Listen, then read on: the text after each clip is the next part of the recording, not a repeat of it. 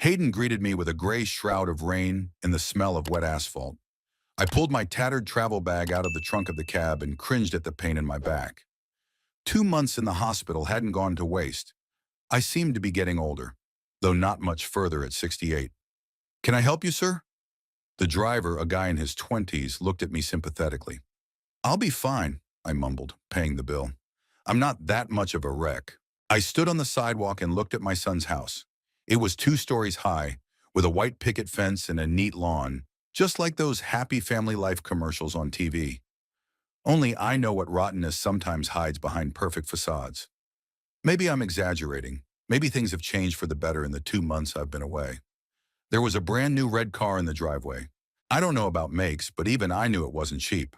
The last time I'd been here, Winnie had driven a used Toyota that she and Trenton had bought on an installment plan. I wonder where the money came from. Working at the post office doesn't bring in that kind of income. I know that. I walked slowly back to the house, trying not to wrinkle my nose at the pulling pain in my lower back. I used to visit my son every Sunday, but then I had that damn heart attack. And instead of the usual visits, I was confined to a hospital bed. The door opened before I even rang the bell. There she was, my little Tilly, with eyes like 2 blue lakes, just like her late mother's. Now there was disbelief and joy in those eyes. "Grandpa Merrick." "Sorry." She threw herself around my neck, and for a second I forgot about the pain in my back as I held that fragile body close to me. "Hello, Fishy," I whispered, using my old nickname for her. "How you've grown." Actually, Tilly hadn't grown. On the contrary, she seemed even smaller than I remembered her. Skinny, pale, with thin wrists sticking out of the sleeves of a sweatshirt that was clearly too big for her. "Daddy said you weren't coming for a long time," she whispered in my ear, still not letting go. "I missed you so much." "Me too, baby. I missed you so much." "Dad? Who's there?" Trenton's voice came from the back of the house, and then he showed up. "Dad? You didn't tell me you were coming." Trenton looked both surprised and worried, like my arrival was interfering with something he'd planned. "I thought it would be a surprise," I replied, gently lowering Tilly to the floor. "The doctors finally released me. They said I'm a tough old man, and I'll live." That's great," Trenton smiled strainedly. "Come on in. Winnie will be glad to see you." I doubted it, but I kept silent. Inside, the house had changed.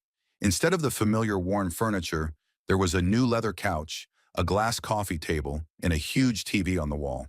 There was a piano in the corner of the living room. As far as I could remember, neither Trenton nor Winnie could play. "Wow," I couldn't help myself. "Did you guys win the lottery?" "Just a little update." Trenton shrugged, avoiding my eyes. Winnie had been wanting a change of scenery for a long time. "And the new car was part of the upgrade too?" "Yeah, Winnie got a pay raise, and we decided to—" "Trenton, you didn't tell me we had company." Winnie came into the room like a queen at a ball. She looked flawless. Perfect hair, perfect makeup, new dress. Only her eyes remained cold. "Merrick, what a surprise!" She came up and hugged me, a wave of luscious perfume wafting over me. "We weren't expecting you so soon. Trenton said you needed at least another month of rehabilitation." "I recover quickly," I replied. "Besides, I miss my granddaughter." Winnie's smile became even more strained. "Of course. Tilly missed her too. Didn't she, sweetie?" Tilly nodded silently, not looking up. Something about her had changed in those 2 months. It was like she'd shrunk, smaller and quieter. "Where are Rosie and Garrett?" I asked about Winnie's children from her first marriage. "In extracurricular activities," Winnie answered proudly. "Rosie is practicing ballet, and Garrett is practicing tennis. You have to develop talents from childhood." I looked at Tilly and wanted to ask what talents she was developing, but I held back. "She'll get over it." "Are you staying for dinner?" Winnie asked, looking like she was doing me a favor. "Actually, I was thinking of staying a few days, if you don't mind. The doctors say it's better if I don't live alone for a while." Annoyance flashed across Winnie's face, but she quickly pulled herself together. "Of course we don't mind. Right, Trenton? Tilly, show Grandpa the guest room." Tilly took my hand and led me upstairs.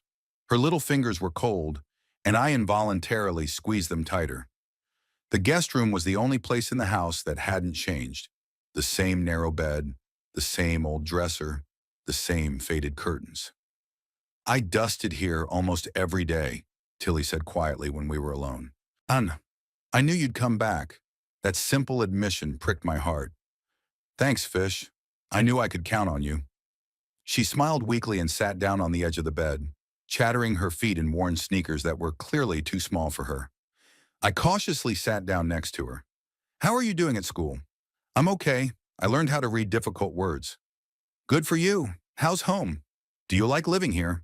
Tilly hesitated, her little face tense. It's fine, she said, repeating the same answer. Only sometimes it can be complicated. Complicated? What do you mean? She shrugged and stared at the floor. It's just Rosie and Garrett. They say I'm not a real sister, and that this is their house, not mine. I felt anger boiling up inside me, but I tried not to show it. That's not true, Tilly. It's your daddy's house, which means it's yours too. But Daddy always agrees with Winnie, she whispered. And Winnie says I'm... Tilly! Winnie's sharp voice interrupted our conversation. Come and help me in the kitchen. Tilly shuddered and jumped off the bed. I'll go, Grandpa. Get some rest. And she slipped out of the room before I could say anything. I lay back on the bed and stared at the ceiling. Something was wrong here. Something rotten and wrong. I remembered what Trenton had been like before he married Winnie Strong. Funny, opinionated. Then he'd already had Tilly from his first marriage to Laura, whom he'd loved to bits.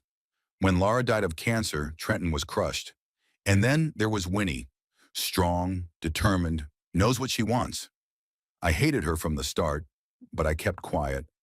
I figured my son had a right to be happy after such a loss. And now there was another person in front of me. Weak, hesitant, always looking back at his wife. Trenton was always a little insecure, but not to this extent. Maybe it was my fault. Maybe I'd pushed him too hard as a kid, been too strict, and now he was looking for approval from the bossy woman who'd replaced his strict father. My thoughts were interrupted by the sound of the front door opening and children's voices. Mommy, look what I drew in class, shouted a girl I recognized by her voice. Rosie, Winnie's eldest daughter. Wait, honey, I'm busy, Winnie answered in a different tone. Soft, loving. You can show me at dinner. When is dinner? I'm hungry, said Garrett, the youngest. Soon, darling. Tilly's just helping me cook. I got up and walked out of the room, trying not to make any noise. I stopped at the top of the stairs where I could see the entire first floor. Rosie and Garrett were sitting on the new leather couch in front of the TV. Rosie was a blonde-haired girl in a pink dress with bows, Garrett a stocky boy in an expensive tracksuit. Both looked well-groomed and content with life. In the kitchen, Tilly stood on a small stool by the stove, stirring something in a pot. Careful, don't spill it, Winnie commanded, and don't forget to wash the dishes afterward. Yes, Winnie, Tilly answered quietly. I saw the picture as if from the outside, a little girl at the stove, doing an adult's job, while her half-brother and sister relaxed in front of the TV, and my son, who sits in a chair and pretends to read the newspaper, ignoring what's going on. Suddenly, Tilly staggers on her stool, and some sauce spills out of the pot onto the stove. What have you done? Winnie instantly turned to shouting. I told you to be careful. Now we're going to have to scrub it all up. I'm sorry, I didn't mean to. Tilly shrank even smaller. You can never do anything right, Winnie continued. You've got grease stains all over the kitchen. Winnie, Trenton said softly. She didn't do it on purpose. Are you defending her like you always do? Winnie turned sharply toward him. She must learn responsibility. Trenton stared at the paper again, not saying a word. I gripped the stair railing so hard my knuckles turned white. I wanted to go down and say what I thought about the situation, but years of working on the railroad had taught me one important thing. First observe, then act. Haste is only good for catching fleas. So I quietly went back to my room, sat down on my bed and began to think. Something was going on here, something wrong, and I intended to find out what it was before I took any action. By dinner time, I came downstairs with a smile on my face and an unwavering resolve to figure things out. The first morning at my son's house began with a commotion. Through my sleep, I could hear Winnie commanding the gathering of the children for school. Her voice would rise to a shrill note or fall to a sweet coo, depending on who she was addressing. When I finally came down to breakfast, only Tilly and Trenton were in the kitchen. "Good morning," I said, watching my granddaughter hurriedly eat her oatmeal. "Hi, Dad." Trenton looked tired, like he'd been up all night. "Coffee? I'll have some." I sat down next to Tilly and ruffled her hair. She smiled weakly, not looking up from her plate. "How did you sleep, Fish?" "Good," she replied quietly. "Winnie already dropped Rosie and Garrett off at school," Trenton said, setting a cup of coffee in front of me. "I have to go to work. Tilly, don't be late for the bus." "I can take her," I offered. There's nothing to do anyway." Trenton looked at his daughter hesitantly. "Well, if you don't mind, just don't overexert yourself, okay? You need to take care of your heart." "My heart is stronger than it looks," I grinned, "and a walk will do me good." When Trenton left, Tilly and I were alone. She finished her oatmeal quickly and carried it to the sink, standing on tiptoe to reach the faucet. "So, let me help you." I walked over and turned on the water. "Thank you." She did the dishes diligently. "Winnie says I should clean up after myself." "That's right," I agreed. "But why don't your brother and sister do the same?" Tilly shrugged her shoulders. "They're not my real brother and sister, and they have a lot of important things to do." There was no offense in her voice, just a statement of fact, and that made it even harder. When we got outside, the morning air was fresh and cool. Tilly held my hand tightly, talking about her class and her teacher who sometimes gives her extra books because Tilly reads the best. I listened and thought about how little I really knew about this little girl's life. "What school do you go to?" I asked, remembering that Rosie and Garrett went to a private school. "Regular," Tilly answered. "The one near the park." "Why not the same one as Rosie and Garrett?" She shrugged again. "Winnie says I don't need a special education, that I'm not that capable." I felt the anger boiling up inside again. Every month I'd given Trenton money for Tilly's education, and now it turned out it was being spent on something else. "That's not true," I said, trying to speak calmly. "You're a very smart girl." "Maybe," she didn't look convinced. "But Rosie and Garrett go to a school with a pool and music classes. All we have is the old playground." We approached the school, a typical public school with cracked asphalt and faded paint on the walls. Not at all what I had envisioned when I sent the money. "I'll see you after school," Tilly said, releasing my hand. Will you come get me?" "Sure, Fishy. What time?" 3 o'clock. Just..." She hesitated. "Don't tell Winnie you're picking me up. She doesn't usually come. I go home by myself." "A 6-year-old girl coming home from school by herself?" I frowned. "I'm almost 7, Tilly said seriously. "And it's not far, really." I nodded, not wanting to argue, but determined that I would meet her every day while I was here. Left alone, I decided to take a walk around the neighborhood. Hayden was a small town where everyone knew each other, but I rarely interacted with my son's neighbors. Now, however, I wanted to learn more about how this family lived when I wasn't around. I was walking slowly down the street, looking at the houses and wondering where to start, when I noticed an elderly woman trimming roses in the front garden across the street from Trenton's house. She looked like a typical neighbor who sees everything and knows everything. "Good morning," I said hello, stepping closer. She lifted her head, squinting against the sun. "Morning. You're Trenton's father, right? Saw you arrive yesterday." "That's right, Merrick Flint." I held out my hand. "And you are?" "Elspeth Caldwell." She took off her gardening glove and shook my hand. "I've lived here for 30 years. I've seen your son grow up and have a family of his own." Then you must know them well." "Well enough," she went back to the roses, but I sensed she didn't mind talking. "How is your health? I heard you were having heart trouble." "Getting better, thank you." I sat down on the bench next to her garden. "You know, I haven't been here in 2 months, and things seem to have changed." "Yeah, Trenton and his wife have settled in quite nicely," she said, a faint note of disapproval in her voice. "New car, new furniture. I hear they're even thinking about a pool in the backyard." "I didn't know the post office paid so well," I said casually. Elspeth grinned. "Not so much at the post office, but Winnie's just taken over as manager of the cab dispatch office, and that's a different kind of money. Besides," as she lowered her voice, "as far as I know, you're helping them financially too." "For Tilly's education," I clarified. Elspeth straightened and gave me a long look. "Is that so? That's interesting. What is it?" She took off the other glove and sat down beside me. Minus Mr. Flint, I'm not a fan of gossip, but as long as the child's welfare is at stake, Tilly goes to a regular school, while Winnie's children attend Bridgewood Academy, the most expensive private school in the county. I nodded, already knowing this from Tilly. And how often do you see Winnie picking Tilly up from school? Almost never, Elspeth shook her head. The girl usually comes back alone. Sometimes when the weather's bad, Trenton picks her up after work. But that's rare. And Rosie and Garrett? Oh, they get picked up every day. Then Winnie, then the nanny who comes to help around the house. A nanny?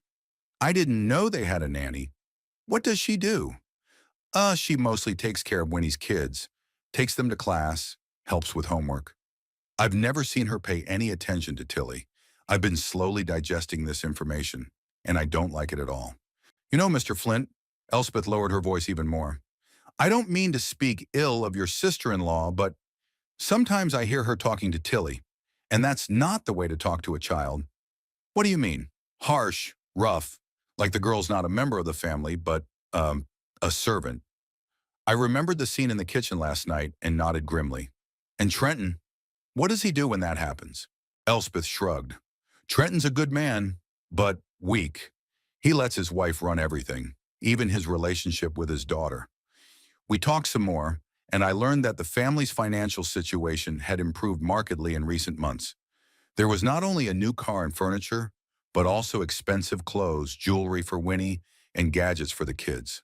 At the same time, Tilly, according to Elspeth, always wore the same shabby clothes. I don't mean to pry, Elspeth said, but if you ask my opinion, that girl is being treated unfairly, and if I were you, I'd take a closer look. I thanked her for the conversation and walked back to my son's house, feeling my anxiety growing with every step. At home, I found the nanny, a young woman named Cassidy, vacuuming the living room. She seemed surprised to see me. You must be Trenton's father, she said, turning off the vacuum cleaner. Winnie mentioned that you'd be staying with them. Yeah, for a few days, I looked around the perfectly clean room. Do you work here every day? 3 times a week, she answered. I mostly tutor Rosie and Garrett after school and help with the cleaning. And with Tilly? Cassidy looked confused. Winnie said Tilly doesn't need any extra help. I prefers to tutor her stepdaughter herself. I doubted that, but I didn't press the girl. Instead, I spent the rest of the day exploring the house and its surroundings, trying to piece together a picture of my granddaughter's life. At 3 o'clock, I waited outside the school. Tilly was one of the last to come out, looking tired, but visibly perked up when she saw me. You made it! She ran up and hugged me. I promised, I took her hand. How was your day? It was fine, she shrugged. We learned multiplication. Was it hard? Not really, I like math. On the way home, we stopped at the park. Tilly looked uncertainly at the swings. May I? Sure, fishy. We have plenty of time. She climbed onto the swing, and I gently began to rock her. Tilly laughed, throwing her head back, and in those moments she looked so much like her mother that my heart sank. When she swung high enough, the sleeve of her sweatshirt pulled up, and I noticed a small but distinct bluish-yellow bruise on her forearm. Tilly. I waited for the swing to slow down. How did you get that bruise? She lowered her sleeve, momentarily stopping smiling. I fell. You fell? Where? On the stairs. At school. I sensed she was lying, but I didn't press. Instead, I gently took her other arm and rolled up her sleeve, revealing 2 more bruises, less obvious but still recognizable. Were those from the fall too? Tilly looked frightened. Yeah, sometimes clumsy. Tilly, I sat down in front of her, looking her straight in the eye. You can trust me. If someone hurts you, I need to know. She looked away. No one's hurting me. I'm just falling. Inigda. I bump into things. What kind of things? All sorts of things. She looked more and more tense. Grandpa, can we not talk about this anymore? Please? I could see that it was useless to ask further. She had shut down like a shell. So I just nodded and offered to buy some ice cream before coming home. Tilly was relieved to agree. When we got back, Winnie was already home and didn't look pleased. Where have you been? she asked, looking at Tilly. You were supposed to go straight home after school. I was the one who suggested a walk, I interjected. I wanted to spend time with my granddaughter. Tilly knows the rules, Winnie replied coldly. Amahara, she has to go straight back and do her homework. I'll do it all, Tilly said quietly. We haven't got much to assign. Then go and do it, Winnie pointed upstairs. And remember, you have to help with dinner afterward. Tilly obediently went to the stairs. I wanted to follow her, but Winnie stopped me. Merrick, I realize you miss your granddaughter, but we have a certain routine. Tilly needs discipline. Discipline or tyranny? I couldn't help myself. Winnie raised her eyebrows. I beg your pardon? Nothing, I shook my head. I just think a 6-year-old could use a little fun after school. Tilly needs to learn responsibility, Winnie cut in. Unlike Rosie and Garrett, she has no natural talents. She'll have to rely on hard work. I struggled to hold back my angry rebuke. Instead, I decided to come at it from a different angle. Speaking of talents, I noticed that Rosie and Garrett go to a private school. Bridgewood Academy, Winnie confirmed proudly. The best in the neighborhood. Why does Tilly go to a regular school? Winnie tensed a little. We thought she'd be more comfortable there. Bridgewood has very high standards that not every child can meet. Sharonina, but I send money every month for her education, I said. Enough to pay for Bridgewood. Trenton thought it would be better to spread the money over all the children. Winnie looked increasingly uncomfortable. After all, they're all your grandchildren. Rosie and Garrett are not my grandchildren, I said firmly, and the money was specifically for Tilly's education. Winnie pressed her lips together. Oh no, I think you'd better discuss it with Trenton.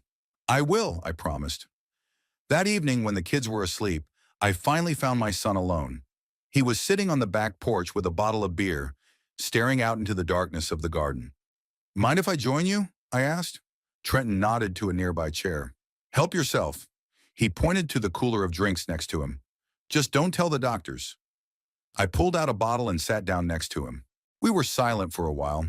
Then I decided to start from afar. Remember when you and I used to go fishing when you were little? Trenton smiled weakly. Sure do. You always said patience was the most important quality in a fisherman. And of men in general, I added. But there's a difference between patience and inaction. Trenton tensed, obviously sensing where I was going with this. What's your point, Dad? What's going on in your house? I said bluntly. With your daughter. Tilly's fine, he answered quickly. Is she? Then why does she have bruises on her arms? Why does she wear shabby clothes while Winnie's kids are dressed to the nines? Why does she clean and cook while they watch TV? Trenton stared into his bottle. You're dramatizing everything. Winnie's just teaching her independence. Shortfilm, are bruises part of the training? She's just clumsy, Trenton shrugged, but didn't meet my gaze. All kids fall. Don't lie to me, son. I put my hand on his shoulder. I see what's going on here. Tilly isn't a family member, she's a servant. And you're the one letting it happen. Trenton raised his head sharply. What do you want me to do? For me to get a divorce? Break up the family? I want you to protect your daughter, I said firmly. And I want to know why the money I was sending for her education went to a private school for Winnie's kids. Trenton looked ashamed. It was Winnie's idea. She said it would be fair if all the kids got the same opportunities. But they don't get the same opportunities, I objected. Nakunin. Rosie and Garrett are in expensive schools, tutoring, taking extra classes. And Tilly? What does she have? She has a family, Trenton replied weakly. After Laura died, I thought I'd never be able to give her a proper family. Winnie, she can be strict, but she takes care of Tilly in her own way. Making her work like a maid? Humiliating her in front of her half-brother and sister? Trenton looked increasingly uncomfortable. You don't understand. Winnie does so much for us. She organizes everything, solves all the problems. Sometimes she can be abrupt, but she does it with the best of intentions. I shook my head, feeling disappointed. Son, I don't recognize you. What happened to the man who was willing to move mountains for his daughter? I still love Tilly, Trenton said. It's hard to balance everybody. Winnie thinks that if we spoil Tilly too much, it'll turn Rosie and Garrett against her. We need everyone to feel equal. But they're not, I objected. Not in this house. Trenton finished his beer and set the bottle on the floor. Dad, I'm asking you to stay out of this. You'll stay a few days, and then you'll be gone, and we'll live here. Winnie's already unhappy with the way you're spending time with Tilly. If you start confronting her, it'll only make things worse. Worse for who? For you? Or for Tilly? Everyone, Trenton said firmly. Please, Dad, I know what I'm doing. Winnie's not perfect, but she's a good mom, and she cares about Tilly, just in her own way. I looked at my son and saw the pleading in his eyes. Did he really believe what he was saying, or did he just convince himself because it was easier? Okay, I finally said. I'll stay out of it. For now. Trenton exhaled with relief. Thanks, Dad. But I want the money I send to go to Tilly, I added. If I find out it's being spent on something else again, I'll stop helping. I'll talk to Winnie, Trenton promised.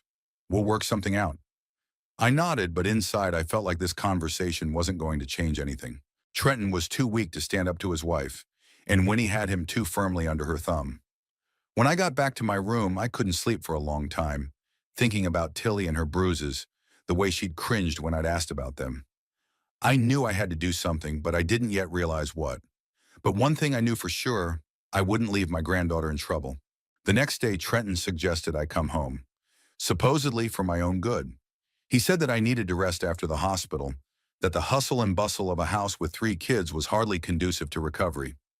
I pretended to agree, but decided not to leave Hayden. Instead, I rented a room in a small guest house on the outskirts of town, far enough away from my son's house that I wouldn't accidentally bump into each other, but close enough to keep my hand in. For a week, I watched from afar.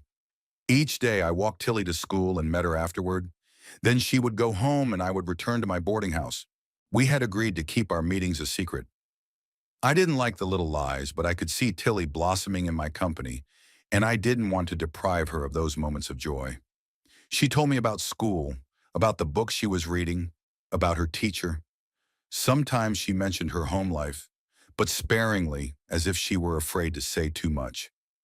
I didn't press her, waiting for her to open up. The bruises on her arms were gradually getting paler. No new ones seemed to appear, and that gave me some comfort. On Friday, Tilly told me that tomorrow was Garrett's birthday. He was turning 8. It's going to be a big party, she said as we walked home from school. With a clown and a wizard, and lots of kids are coming. That sounds great, I said. Are you excited? Tilly shrugged her shoulders. I guess I am, only it's not my party. Winnie said I should help because I'm a big girl and Rosie's still a baby. Rosie's 9 and you're 6, I reminded her. How little is she? I don't know, Tilly looked confused. But Winnie said Rosie would greet the guests because she's pretty and well-mannered, and I'd help in the kitchen. I felt the anger boiling up inside me again, but I tried not to show it. Would you like to celebrate with everyone? Yes, she admitted quietly. There'll be chocolate cake, and ice cream, and presents. Will you get a present? Tilly shook her head. It's not my birthday. Mine's in 3 months. Maybe then. She didn't finish the sentence, and the look of hopelessness on her little face hurt. I squeezed her hand a little tighter. You know what? I have an idea. Why don't I come to the party tomorrow as a guest, and I'll bring a present for Garrett, like I'm supposed to, and a little one for you? What do you say? Tilly's eyes widened with surprise and delight. Really, will you come? Of course I am, if you want to. I do, she jumped for joy. But, her face got serious again. Winnie might get angry. She thinks you've gone home. Don't worry about it, I reassured her. I'll explain everything. After all, I'm Garrett's grandfather, aren't I? I winked at her, and Tilly giggled, catching my irony. You're not his real grandfather, she said, repeating the same phrase she'd often heard about herself. But come anyway. The party starts at 2 o'clock. I nodded and decided that I would come, not only for Tilly's sake, but also to see for myself how she was treated at family gatherings. The next day, I bought Garrett a present, a young chemist's kit, which boys his age usually love. For Tilly, I chose a small but beautifully illustrated book of fairy tales. I had noticed that she loved to read. I wrapped the book in brightly colored paper and hid it in my jacket pocket. I decided to give it discreetly so as not to raise any questions. At exactly 2 o'clock, I stood in front of my son's house. Children's voices and music were coming from the open windows. Several cars were parked in the driveway, and from time to time adults and children came out of the doors, carrying colorfully wrapped gifts. I took a deep breath and pressed the bell. Rosie opened the door, with bows in her hair, in a lush pink dress, looking like a doll from an expensive store window. "Hello," she said in a practiced, polite tone. "Dasha Winnie. Welcome to Garrett's birthday party." Then she looked at me and blinked in surprise. "Oh, you're Grandpa Tilly, aren't you? Mom said you were away." "I came back especially for the party," I smiled. "May I come in?" Rosie nodded uncertainly and stepped aside. I entered the house and was immediately immersed in the noise and noise of the children's party. The living room was decorated with balloons and garlands, with a table of treats in the center, and children crowded around it. Garrett, dressed like a little gentleman, was the center of attention, showing his friends some new toy. Trenton noticed me first. He was just pouring juice into plastic cups and almost spilled it in surprise. Dad? What are you doing here?" "In quarter fun. I came to wish my grandson a happy birthday." I handed him a present. "I hope that's not a problem." "No, of course not." Trenton looked confused. "We just thought you'd be home by now." "Decided to stick around in Hayden." I looked around. "Where's Tilly?" "In the kitchen helping Winnie," Trenton answered, and I could see him avoiding my gaze. "Look, Dad, let's not make a scene today, okay? It's a big day for Garrett." I'm just here to celebrate," I shrugged. "No scenes." I walked through the living room, greeted Garrett, who barely paid attention to me, preoccupied with his presence, and moved stealthily toward the kitchen. There were voices coming from there, a shrill Winnie and a quiet Tilly. The kitchen was chaos. Dirty dishes in the sink, leftovers on the table, and scattered food wrappers. In the midst of it all stood Tilly, wearing an old apron tied double-knotted in the back so it wouldn't fall off her skinny body. She stood on a stool by the sink and washed dishes while Winnie scurried around the kitchen, preparing a new batch of appetizers. "Hurry up, Tilly," she commanded. "The guests are waiting for clean plates for the cake." "I'm trying," the girl replied quietly, struggling to handle the large dish. Winnie turned to her and snatched the plate from her hands. "Why are you such a pussy? Rosie was doing much better at your age." I stood in the doorway watching the scene, and I could feel the anger building up inside. Tilly saw me and smiled weakly, but immediately lowered her head, as if she was afraid her joy would be noticed. "Do you need help?" I asked, entering the kitchen. Winnie turned around sharply, her face a mixture of surprise and annoyance. "Merrick, what are you doing here?" "I came to Garrett's birthday party," I answered, walking over to Tilly, "and I guess I should have gotten here sooner." I helped my granddaughter down from her chair and turned to Winnie. "Why is she working while everyone else is having fun?" Winnie gave me a strained smile. "Tilly's just helping me. She volunteered herself." I looked at Tilly. She stood with her head down and was silent. "Is that true, Fishy? You wanted to skip the party and do the dishes all by yourself?" Tilly looked up at me, her eyes full of confusion.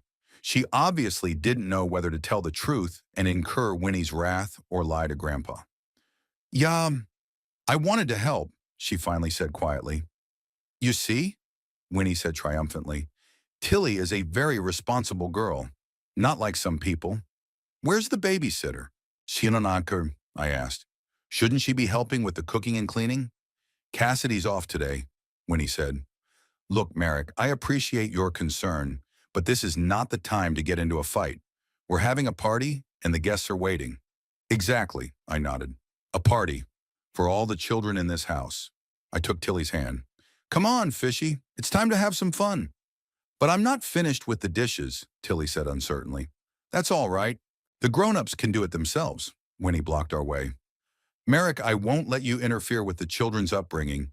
Tilly has to finish her chores." "Duties?" I felt my anger boiling up inside me. "She's 6 years old. What the hell are chores?" "Don't raise your voice at me in my house," Winnie hissed.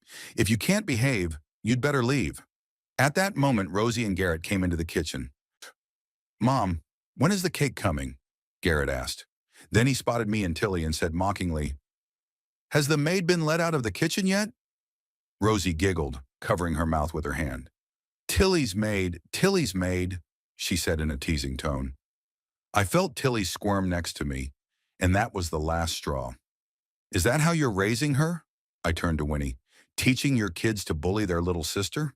Yummy, huh? Don't be so dramatic, Winnie said. The kids are just kidding around. It's not joking, I countered. It's bullying, and you're encouraging it. I turned to Rosie and Garrett. Tilly is your sister, not your maid, and she needs respect, not ridicule. She's not our real sister, Rosie said firmly.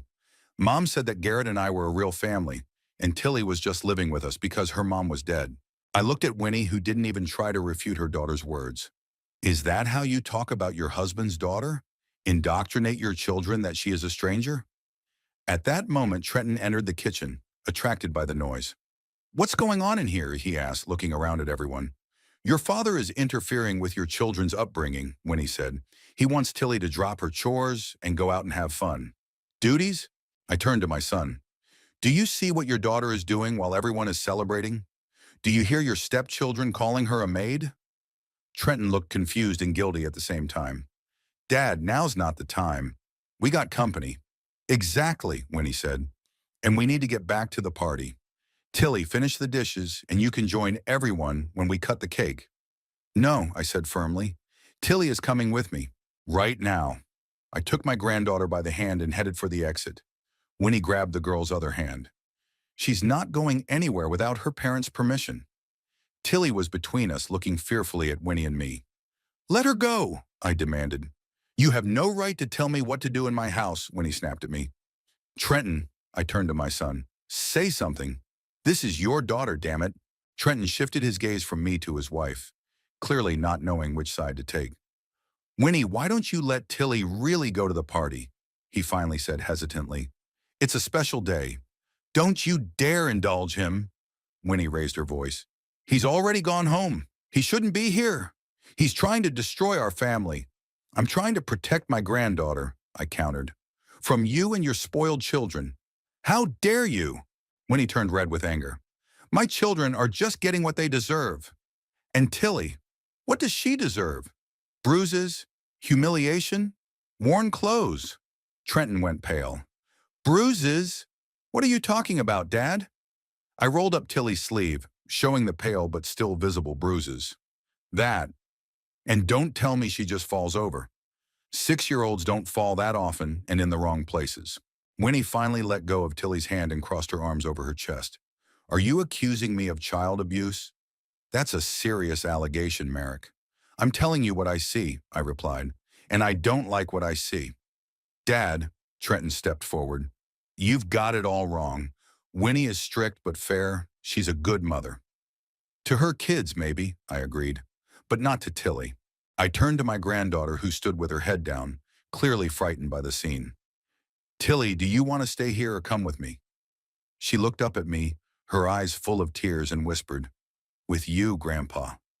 She's not going anywhere. Winnie cut her off. Trenton, tell your father to get out of our house. Now! Trenton looked completely lost. He looked from his wife to his father, not knowing what to do. Dad, please, he finally said. Let's not spoil the party. Come back tomorrow and we'll discuss everything calmly. I looked at my son with disappointment. You're choosing her side? Even now when you see how your daughter is being treated? I'm not choosing sides, Trenton defended himself. I just want tonight to go well. For Garrett's sake. For Garrett's sake, I repeated. What about Tilly? Is anyone thinking about what's best for her? I turned to Winnie. You know what? I'm really going to leave. But first, I want to make one thing clear. As of this moment, I'm cutting off all financial assistance to this family. Winnie went pale. What? You heard me. Not a dime more. And what's more, I'm changing my will. All my assets will go into a trust for Tilly to use when she comes of age. Neither you nor your children will get anything. You can't do that, Winnie exclaimed. It's not fair to Rosie and Garrett. Fair? I grinned bitterly. You dare talk about fairness when you make a 6-year-old girl work as a maid at her stepbrother's birthday party? When you spend the money meant for her education on your children? When you let them humiliate her and call her a maid? I turned to Trenton. And you? You let it all happen. You betray your daughter and her mother's memory for, what? An easy marriage? An easy life? It's not fair, Dad. Trenton looked hurt. I love Tilly. Then prove it, I said. Take her side, just once. Trenton was silent, avoiding my gaze. Winnie took advantage of the pause. Trenton, tell your father to leave. Now he's ruining Garrett's party. To my disappointment, but not surprise, Trenton nodded. Dad, please, go away. I looked at my son for a long moment. What happened to you, Trenton? Where did the man I raised go? I grew up, Dad, he answered quietly. I got my own family, my own decisions, and my own priorities, I added. I hope you can live with them. I turned to Tilly and crouched down in front of her. I'm sorry, Fishy. I wanted you to have fun today. It's okay, Grandpa, she whispered. I'm used to it. Those simple words broke my heart. A 6-year-old should not have to get used to injustice and humiliation. I took a small package out of my pocket and placed it discreetly in her hand. This is for you. Hide it and look at it when you're alone. Tilly quickly slipped the gift into her apron pocket and nodded. I straightened up and looked at Winnie one last time. I'm going to keep an eye on what's going on in this house. And if I find out that Tilly is suffering again, I will take action. Trust me. Is that a threat? Winnie squinted at me. It's a promise, I replied and headed for the exit. Walking through the living room full of cheerful children and chattering adults, I felt like an outsider. My own son had chosen a comfortable lie over an uncomfortable truth, had chosen his wife's favor over his daughter's well-being. But I wasn't about to give up. Once outside, I was determined that I would do whatever it took to protect Tilly, even if it meant destroying the fragile peace that Trenton had built. As I walked away from the house, the sound of children's laughter and music reached me. The festivities continued. Just not for everyone. Monday morning, I sat in the office of Audrey Pembroke, the best family law attorney in Hayden. A middle-aged woman with a short haircut and a discerning eye listened intently to my story, occasionally making notes in her notebook. So, Mr. Flint, she said when I was finished, you want to change your will and consider getting custody of your granddaughter. Am I understanding that correctly? Absolutely, I nodded. Right now. There won't be a problem with the will. Audrey tapped her pen on the table. It's your property and you have the right to use it as you see fit. Custody is a little more complicated. Why? I frowned. Isn't what I've told you serious enough? It is, she agreed. But we need proof. The bruises you saw could have come from a fall, as your sister-in-law claims. The neighbor's testimony and your own observations are important, but courts are usually reluctant to remove children from a family unless there are clear signs of physical abuse or extreme neglect. You mean you have to wait until the child is maimed? I was indignant. No, of course not, Audrey shook her head. But we need to gather more information. Talk to Tilly's teachers, possibly the doctor who examined her. Do a home assessment through social services. Will that take a long time? A few weeks, maybe months. Bureaucracy is unfortunately slow in these cases. I sighed heavily. Months. And Tilly would have to stay in that house the whole time. Are there any other options? I asked. Something quicker? Audrey thought for a moment. Sometimes just the threat of a lawsuit helps in these situations. If your son and his wife realize that you're serious and willing to go all the way, they might compromise. Like what? Like letting Tilly spend more time with you. Weekends, vacations. It's not a perfect solution, but it might improve the girl's situation while we work on a more permanent option. I thought about what she said. It wasn't what I wanted, but it was better than nothing. Okay, I finally said. Let's start with the will, and then we'll deal with the guardianship issue. Audrey nodded and pulled some forms out of a desk drawer. Fill these out, and we'll get right on with your will. As for the guardianship, I'll start gathering information and prepare the papers to file with the court. Even if we don't file them right away, the mere fact that they exist can be good leverage.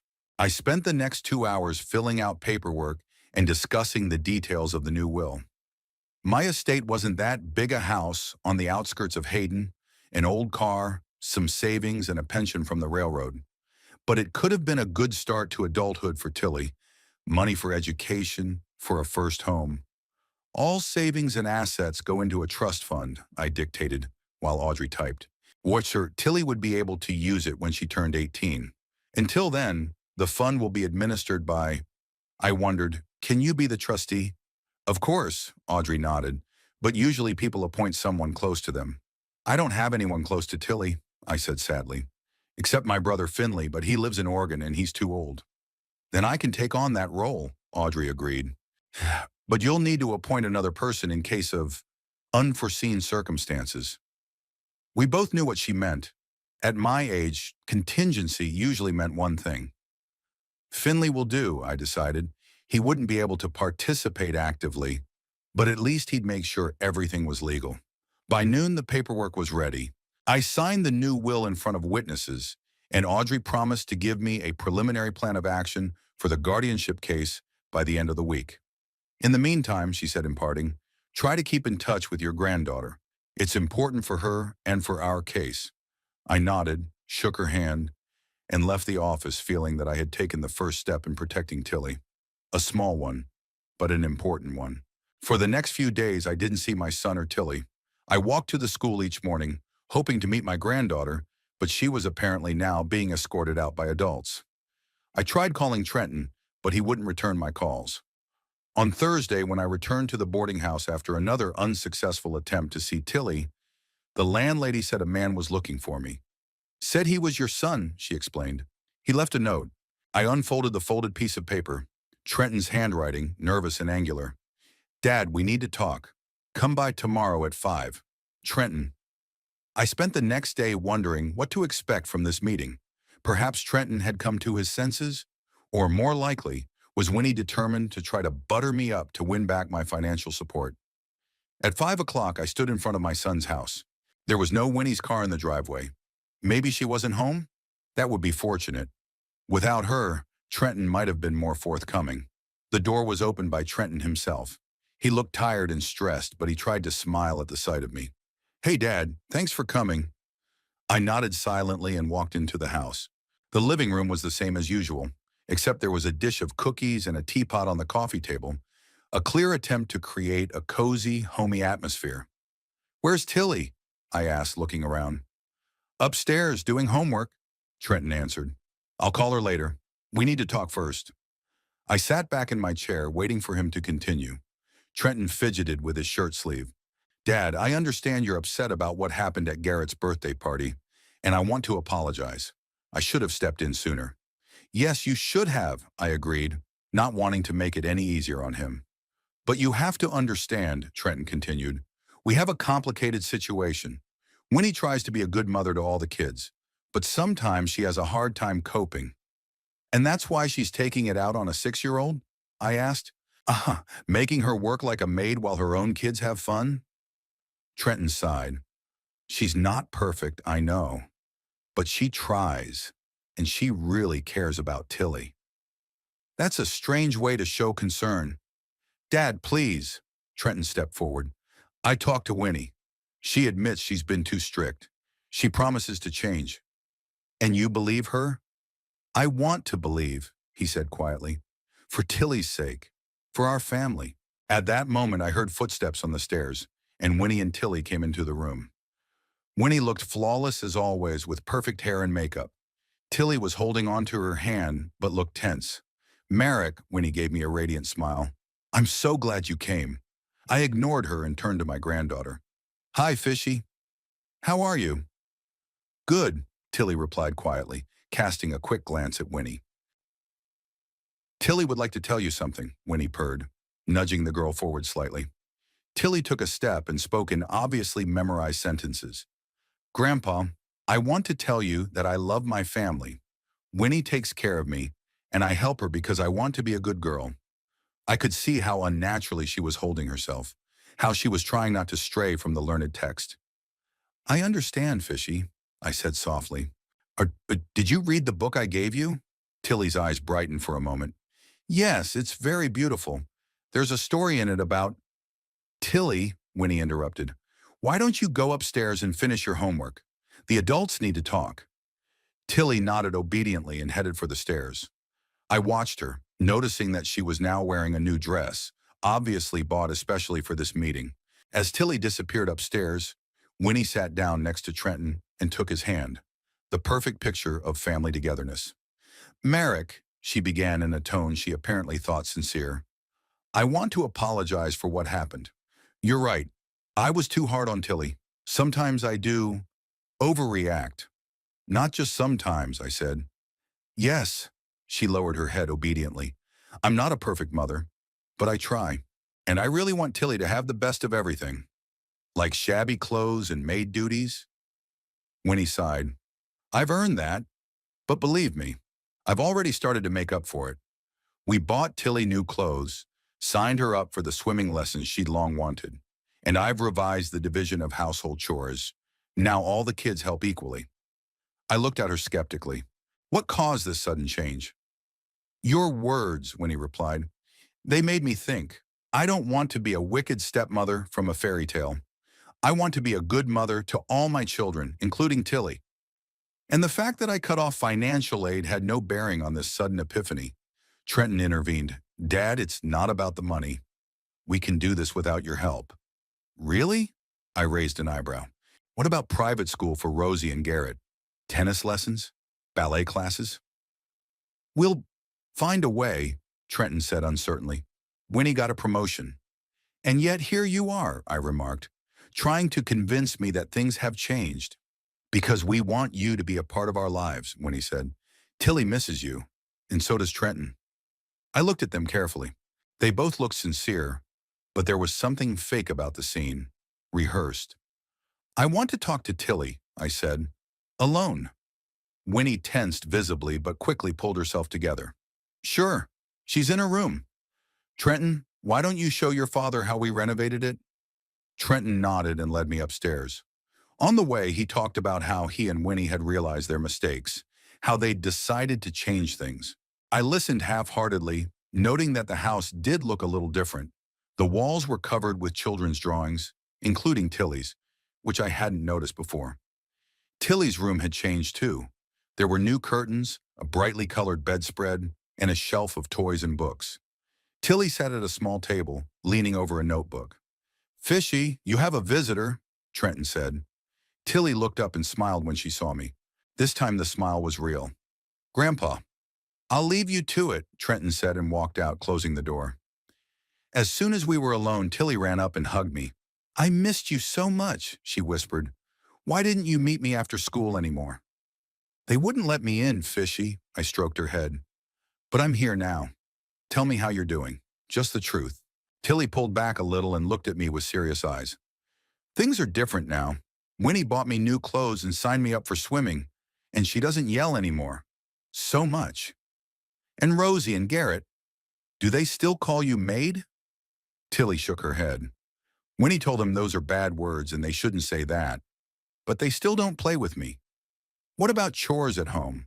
Do you still have to do more than they do? Tilly hesitated for a moment. I don't. Winnie says it's all fair now, but Rosie and Garrett aren't much help anyway. I nodded, beginning to understand. The outward changes were there, but the essence was still the same. Tilly, would you be happier if you lived with me? I asked bluntly. Tilly's eyes widened. With you? For good? Yes, for good. In my house. And Daddy? Atronei, she asked quietly. He could come to visit whenever he wanted, I said. But you'll live with me. Tilly looked embarrassed and excited at the same time.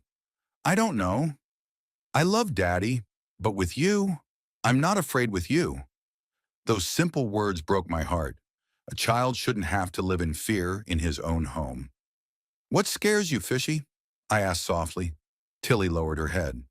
When Winnie gets angry, she grabs me really hard and shakes me and says scary things. What kind of things? That I'm stupid, that my mom was the same way, that I'm ruining their family. I clenched my fists, trying to hold back my anger. Tilly, that's not true. You're a smart, good girl, and your mom was a wonderful person. I know, she whispered. I remember her a little bit. She was always smiling. We talked some more, and I became convinced that, despite the outward changes, the essence of the relationships in this family remained the same. Winnie still saw Tilly as an alien, an inferior part of the family, and Trenton was too weak to protect his daughter. I have to go downstairs, I finally said, but I'll be back soon, and maybe next time we'll go out together. What do you think? I'd like that, Tilly smiled. Maybe to the park? Or an ice cream parlor? Anywhere you want to go, Fish, I hugged her goodbye. Just hang in there for now, okay? Tilly nodded, and I left the room with a heavy heart. Downstairs, Trenton and Winnie were waiting for me impatiently. "So, are you convinced things have changed?" Winnie asked with a smile that didn't reach her eyes. "I can see you're trying," I answered evasively. "But real change takes time." "How friendly, Chanan. We're willing to work on it," Trenton assured me. "And we'd like you to be part of the process. Maybe you could take Tilly away for the weekend once in a while." "She'd love that." That was exactly what I wanted, but I was slow to agree, sensing a catch. "What about financial aid?" I asked straight up. "You wanted to talk about that too, didn't you?" Trenton and Winnie exchanged glances. "We were hoping you'd reconsider," Trenton said carefully, "especially about the will. Rosie and Garrett are your grandchildren too, even if not by blood." "I'll think about it," I replied.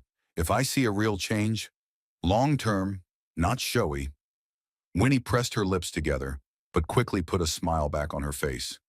"Of course. We realize we have to earn your trust." We agreed that I'd pick up Tilly the following weekend, and I headed for the exit. Trenton went to walk me out, and Winnie stayed in the living room. As I passed the kitchen, I noticed some movement out of the corner of my eye and stopped. Tilly was standing at the sink, pouring water for herself. Winnie, thinking no one could see, came up behind her and grabbed her shoulder sharply.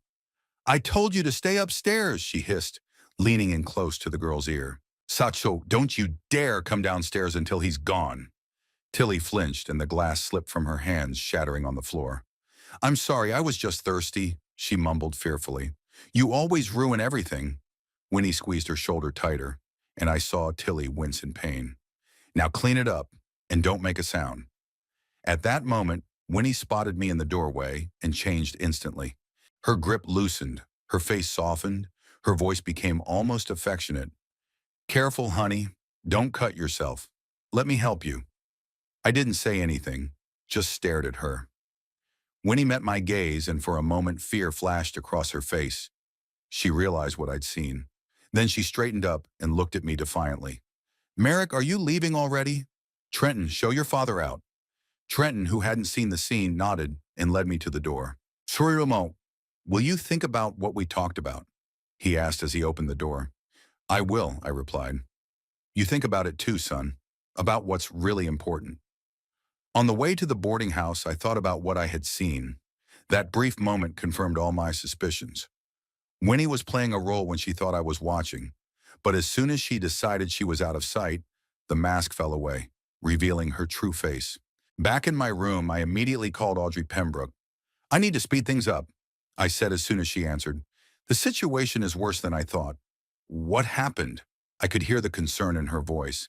I told her about what I'd seen today, about the pretend changes at the Trenton house, about the fear in Tilly's eyes. "That's serious," Audrey agreed. "But we still need more substantial evidence for the trial. But we can start taking action now." "How?" "First, I'll expedite the paperwork. Secondly, you can start documenting everything you see. Write down dates, times, what exactly happened. Thirdly, if they're willing to let Tilly spend weekends with you, that's a good thing. We can gradually increase that time as we prepare the case." "What if she gets new injuries during that time?" I asked. "I can't risk her safety. If there are clear signs of violence, we can move faster," Audrey said. "But let's hope it doesn't come to that. Fear of being exposed might keep your daughter-in-law from going to extremes." I wasn't sure about that, but I had no choice. I had to play this game by the rules, even though every day I delayed seemed dangerous to Tilly. "Okay," I said finally. "I'll take her for the weekend and keep a close eye on things. But if I see one more bruise, I'm not taking her back to that house." "Merrick," Audrey's voice became sterner, "I understand your feelings, but vigilantism will only hurt our case. Let's do this legally." I reluctantly agreed, but I made up my mind that I would never let anyone hurt my granddaughter again, even if I have to go against the law to do so. After all, there was a higher law, the law of conscience, and that was what I was going to follow first. The weekend came, and I was looking forward to seeing Tilly. We agreed that I would pick her up Saturday morning and return her Sunday night. In the intervening days, I had put my house in order. For the first time in a long time, I cleaned thoroughly, airing out the rooms, buying groceries. I paid special attention to Tilly's room. It used to be a guest room, but now I decided to redecorate it especially for my granddaughter. I bought a brightly colored bedspread, a lamp with a lampshade in the form of a starry sky, a few soft toys. On the bookshelf, I put the children's books I used to read to Trenton. Saturday morning at 9 o'clock sharp, I pulled up to my son's house. Tilly was already waiting for me on the porch with a small backpack over her shoulders. Standing next to her was Trenton, who looked tense and sleep-deprived. "Hey, fishy," I hugged my granddaughter. "Ready for an adventure?" She nodded vigorously, smiling. I grabbed my favorite pajamas and toothbrush. "And the book you gave me." "Great." I took her backpack. "I think we've got enough." Trenton shifted from foot to foot, clearly uncomfortable. "Dad, you're bringing her back tomorrow at 6 o'clock, right? She's got school on Monday." "Sure," I nodded. "It'll be fine." "And don't forget, she doesn't like tomatoes," he added. "And cinnamon gives her a rash." "I remember," I smiled. It was nice to see that my son still cared about his daughter, even if it was just for little things. "Where's Winnie?" I asked, noticing that my daughter-in-law hadn't come out to say goodbye. "She's, a little sick," Trenton answered uncertainly. "A cold." I nodded understandingly. Winnie probably just didn't want to see me after I'd caught her in the act with Tilly. "Give her my best wishes for a speedy recovery," I said, not hiding the irony in my voice. Trenton either didn't notice or chose to ignore my tone. "Tilly, behave yourself at Grandpa's." He leaned over and hugged his daughter awkwardly. "Daddy will miss you." "Me too, Daddy," Tilly replied. But I noticed that she wasn't particularly upset about the upcoming separation. We got in the car and drove off. On the way, Tilly talked nonstop about school, about the books she was reading, about the squirrels she'd seen in the park. I listened, occasionally asking questions, and thought about how lively and energetic she was when she felt safe. When we pulled up to my house, Tilly was looking around the neighborhood with curiosity. "Do you live here alone, Grandpa?" "Yes, fishy, ever since Grandma died." "Aren't you lonely?" I wondered. "Sometimes, but I have friends. I have things to do. And now I have you to come visit me." Tilly nodded with a serious look. "I'll come and see you every weekend, if Daddy and Winnie will let me." "Ash, Sonny, I'm sure they will." I winked at her as I opened the door of the house. "Now come on, I'll show you your room." Tilly's eyes widened in surprise when she saw the room prepared for her. "This is all for me? Is it?" "Of course," I nodded. "Every girl should have her own space." She crouched carefully on the edge of the bed, as if she was afraid of messing something up. "I've never had such a beautiful room." Those simple words stabbed me in the heart. I remembered Rosie's room, the one I'd glimpsed at the Trenton house with the pink wallpaper, the dollhouse, the plush toys. "I do now," I said, sitting down next to her. "And you know what? We can make it even better. How about we go to the store tomorrow and pick out some more stuff? Maybe a poster for the wall or some new toys." Tilly looked at me hesitantly. "Is that okay?" "Of course you can. It's your room and you can make it whatever you want." She smiled, and there was so much happiness in that smile that it made my heart ache. We spent the afternoon exploring the house and garden. I showed Tilly my collection of old trains that I had collected over the years working on the railroad. She looked at each model with interest and asked questions. Then we went to the garden, where I showed her my modest beds of vegetables and berry bushes. "Can I plant something?" Tilly asked, gingerly touching the raspberry leaves. "What would you like to plant?" she wondered. "A tree. A big, big tree that you could climb." "A tree is serious," I smiled. "It's going to grow for years." "I know," Tilly nodded, "but we'll be able to watch it grow. Every time I visit, it'll be a little taller." I like the idea. The tree is a symbol of permanence, something lasting, something that will be left behind. "You know what? Tomorrow we'll go to the nursery and pick out a sapling. How about that?" Tilly nodded happily, and we continued our tour. In the evening after dinner, which Tilly helped to prepare, not out of compulsion, but with genuine enthusiasm, we sat in the living room. I was reading to her the book I had given her, the one with the beautiful illustrations. Tilly sat against my side, occasionally pointing to a picture she particularly liked. "Grandpa," she said when we had finished reading, "can I stay with you longer? Not just for the weekend?" I put the book aside and looked at her. "Do you like it here?" "Very much," she said seriously. "It's peaceful." I knew what she meant. There was no constant tension in my house, no waiting for a yell or punishment. "You know, I was just thinking about that," I said cautiously. "Maybe you could stay with me a little longer. Say a week or two. Do you think your dad would agree? I don't know. Tilly lowered her head. Winnie would probably object. What if I said it was to give them a break, so they can spend time alone? Or with Rosie and Garrett? Tilly thought for a moment, twirling a strand of hair around her finger. Maybe. Winnie always says I'm getting in the way of them being a real family. The word stabbed me again. What kind of woman would say that to a child? It's not true, Fish. You're part of their family. But sometimes adults need time to work out their issues. And maybe if you stay with me, they can do that. I didn't believe Trenton and Winnie would really change, but it was a way to convince them to let Tilly go for a longer period of time. Would I be able to go to the same school? Tilly asked practically. Of course you will. I'll drop you off every morning and pick you up after school. Then I want to stay, she said firmly. If Daddy says it's okay. I hugged her, feeling her little body pressed against me trustingly. I'll talk to him tomorrow when I drive you home. The next day, as planned, we drove to the nursery and picked out an apple tree seedling. The salesman said it would bear fruit in 5 or 6 years, and Tilly's eyes lit up at the thought of her own apples. Will we plant it when I get back? She asked as we loaded the seedling into the car. Anyway, we will, I promised, mentally adding, and it will be sooner than you think. After the nursery, we stopped by the toy store where I let Tilly pick out anything she wanted for her room. She was surprisingly modest in her desires, choosing just a teddy bear, a set of colored pencils, and a planetarium projector that showed the stars on the ceiling. In the evening, as we had agreed, I drove Tilly home. Trenton and Winnie met us on the porch. Daddy, Tilly exclaimed as she ran out of the car. I had the best weekend ever. While Tilly was gushing about those 2 days, I gently suggested to Trenton that we talk about having Tilly stay with me longer. To my surprise, Winnie supported the idea, though in her eyes I saw motives other than concern for her stepdaughter.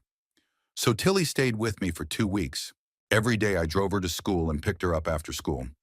We spent our evenings together, reading books, playing games, cooking. Tilly blossomed in front of my eyes. She became more talkative, laughed more often, stopped flinching at sudden sounds. The first Saturday we planted our apple tree. I chose a sunny spot in the far corner of the garden. Someday it will grow sweet apples, I promised as I helped Tilly tamp the soil around the sapling. I'll come and pick them, she said, diligently watering the tree with a watering can. Every year. Maybe you won't have to come, I said cautiously.